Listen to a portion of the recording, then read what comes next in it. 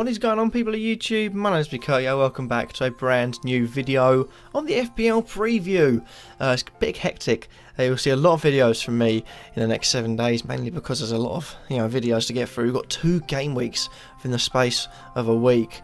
It's going to get hectic, but today we've got the preview where we discuss my games to watch, the FPL tip of the week from my friend over at FPL Guidance on Twitter, and also each position we look at and just say, I think you should bring them in because. And that being said, let's have a look at those games to watch I mentioned.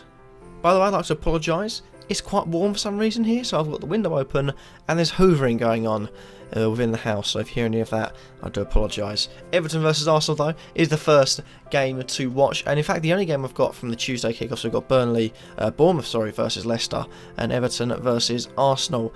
And the reason I picked for that one is that Everton are struggling. Arsenal, I feel like, could do a job.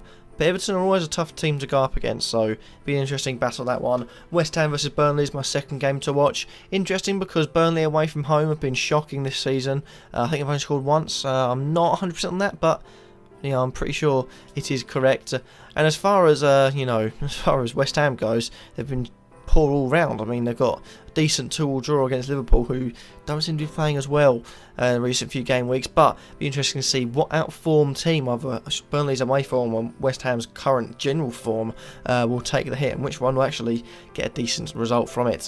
Spurs versus Hull as well, basically because Spurs I think could really run rampant, or as mentioned by someone at work today, it could just be a 1-0. I have to admit, it does have the look of a 1-0 up, it also has the look of a 5 or 6-0 likewise. It did for the Swansea game. And lastly, West Brom versus Swansea. Reason being is that Swansea struggled, and West Brom have got a decent defence, but Swansea have scored a lot.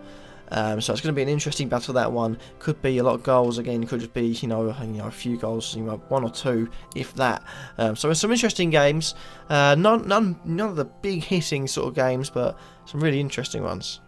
I'm going to start off with our tip of the week from @tips_FPL Guidance, and he gives us a tip of the week every single week, well, midweek I suppose. This week his tip is this, and something I really can get on board with, and I have been saying since the start basically, is more of a general tip this week, so no specific players. Ensure all your bench players are regular starters. Hectic schedule will mean a lot of rotation around all teams, not just Man City. Even having cheap players, i.e. Pickford, De Bruyne, Amat, all play most weeks, and it's useful as it's nothing worse than having 11 players, if that, for your game week. And again, something I really go with. I never, and I said it in the Dilemma Centre a few days ago, I don't get on board like people. Of course you can see like Browning, and it frees up money maybe to upgrade your Lallana to a Firmino, a Lallana to a Mane, or a Mane to a Sanchez, or just maybe a Lukaku to a Kane, but it gives you a big risk of if one player or 2 players get injured, or you have suspensions, all of a sudden your team is looking more like the Sunday League, where you think, oh, we've got a few players going, oh no, hold on, we've only got 9. So yeah, you have to get on board with that. I feel like it's definitely something to do. Although you might lose one of those key players, it'll be worth it when you're at least picking up 2 points from players. Also bench boost, it means you can use that pretty well as well. We're going to start off with the goalkeepers, and actually I've only switched around one goalkeeper. The goalkeepers are probably the highlight of my preview week last week, but we're going to start off with Fraser Forster, as we did last week. Now Southampton did get a clean sheet, a 1-0 win against Middlesbrough, and they play against Stoke this week, and it's an interesting game because I feel like it could be a Stoke win. I think Stoke could nick it. I think Southampton have been a bit wishy-washy in the last few weeks. However, Southampton also could win it 1-0. I think it's just going to be a 1 or 2 goals each side, and that'll be it. But we've also got De Gea, Lloris and Courtois on there. Keeping Courtois, even though I disagree with people bringing him in, because in the end Chelsea are looking good at the back. They've got Sunderland. I do feel like they'll get a clean sheet in that game. Lloris also, I think, is my favourite high-price goalkeeper, just for the fact you're not really. I don't think for me, your trio from Spurs could be Lloris, Walker, and then Kane. That's a really good looking threesome. Immature people will be laughing at that. And also De Gea. I've chucked in De Gea because he's 5.4, and Man United next 4 games are looking quite good, so interesting pick him. But any 4 of those goalkeepers I feel like could have a good game week. If not generally this one, then also in the next few game weeks coming up. Following on from that, we've got the defenders, and I was shocking in the defence last game week. I only got one right, which is the player on the screen right now, Marcos Alonso, who just cannot stop doing well in FPL, I suppose is the right one. Even when Man City score, he's like, you know what, I want to give my FPL, lovers some attention. Bangs the ball over, grabs an assist. Chelsea this week, though, facing Sunderland. I do think Alonso could play a good part in that. He was going to get a bonus point, but Cahill just pipped him in the weekend. So, I think he's having a good time. He's first choice, so definitely look at bringing him in. The other players I have suggested whilst we're at it: Walker, Cedric, Cresswell, Jones, and Amat. Walker and Cedric will be the ones I focus through. Cedric did miss out in Southampton's 1-0 win at the weekend, but I do feel like that is just resting his player ready, so he has got Cedric ready for the next 2 games, which arguably are bigger, no offence, to Middlesbrough, than the other games. You've got Southampton playing against Stoke, which is a tough game, and Southampton also playing against Bournemouth. Big rivalry game, that one.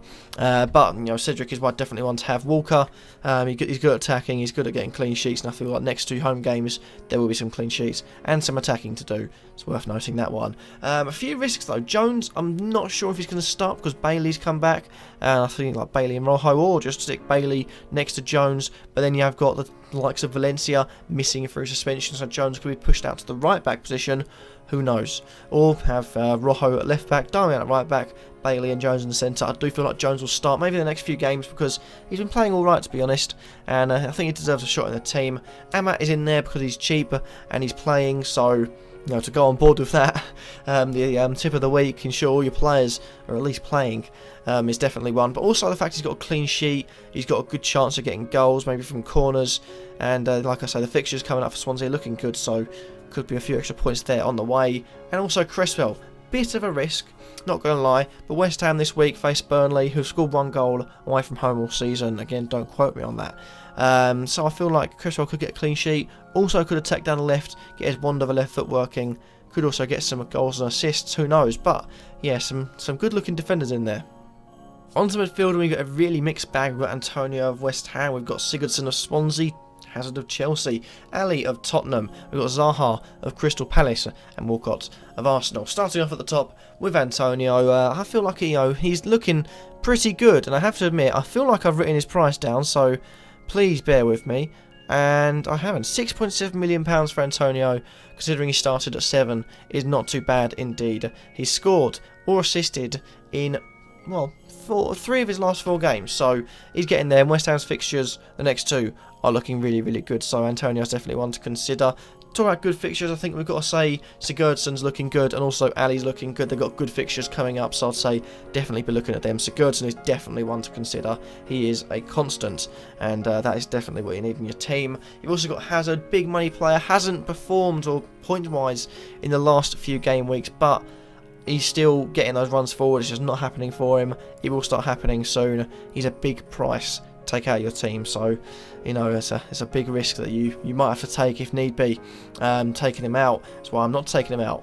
Pretty simple there. Zaha, who has been on quite a run recently, and actually he's beaten his all-time assist record for a season already. Game week 15 done. Zaha's been in fantastic form, sort of slipped under the radar until now. It's something that I thought about bringing him in. I didn't have the balls. Now I'm regretting it because he's been a constant and a really good player, and he's also got assists against some big teams as well. But he's worth bringing in. And Walcott, just because he's £7.9 million, he's got a bit cheaper, and I do think the few games coming up, Arsenal have got some tough games coming up, but Walcott's the sort of player that will make an impact in them. And finally, the attackers, I do feel like I've talked quite a bit. So we've got Kane, Costa, Origi, Wilson, Llorente and Carroll. As far as fixtures go, Kane's got 2 really good fixtures, as Carroll. Llorente's got a really good run of fixtures too, so those 3 are definitely worth bringing in. Wilson, Bournemouth play against Leicester, who have not done very well away from home, conceded goals quite frequently, and in fact only have 1 point away from home at this season, so I think he deserves to be mentioned.